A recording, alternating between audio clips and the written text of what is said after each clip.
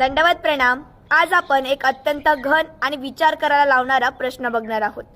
अनेक जण म्हणतात ईश्वर भक्ती आणि देवता भक्ती ही एकच आहे। तर आज आपण ईश्वर भक्ती आणि देवता भक्ती यातील फरक जाणून घेऊया। आपण सगळेच भक्ती करतो, कोणी देवताची कोणी ईश्वराची, पण प्रश्न असा आहे की आपण योग्य दिशेने चाललो आहोत का? याच प्रश्नाचं उत्तर आज आपण बघणार आहोत। ईश्वर म्हणजे सर्वश्रेष्ठ, सर्वशक्तिमान आणि सर्वांना मोक्ष देणारा।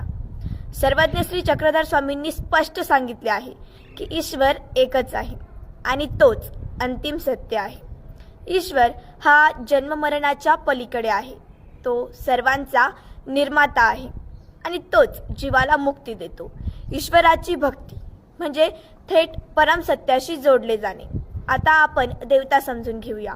देवता म्हणजे सृष्टीच्या कार्यात मदत करणाऱ्या शक्ती, जसे इंद्र, अग्नी, वरुण इत्यादी। त्या शक्तिशाली आहेत, पण त्या ईश्वर नाहीत।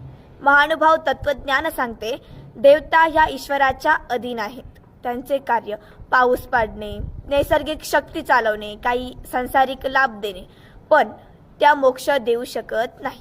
मोक्ष हा फक्त परमेश्वरच देतात।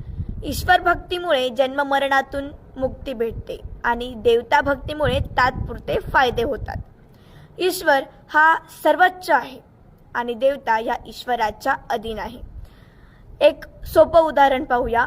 एका राज्यात राजा असतो आणि त्याचे मंत्री असतात। मंत्री काही कामे करतात, पण अंतिम सत्ता राजाकडेच असते। तसेच देवता म्हणजे मंत्री आणि ईश्वर म्हणजे राजा। जर आपल्याला अंतिम न्याय, अंतिम फळ हवं असेल तर आपण कोणाकडे जावं? नक्कीच राजाकडे। महानुभाव पंथ स्पष्ट सांगतो, देवतामध्ये अडकू नका, थेट ईश्वराची भक्ती करा, कारण देवता तुम्हाला सुख देतील पण ईश्वर तुम्हाला मुक्ती देईल। म्हणूनच आपल्या जीवनात योग्य निवड करा। देवतांपेक्षा ईश्वराची भक्ती करा। देवता सुख देतात पण ईश्वर मुक्ती देतो। दंडवत प्रणाम। जय श्री चक्रधर, जय महानुभाव।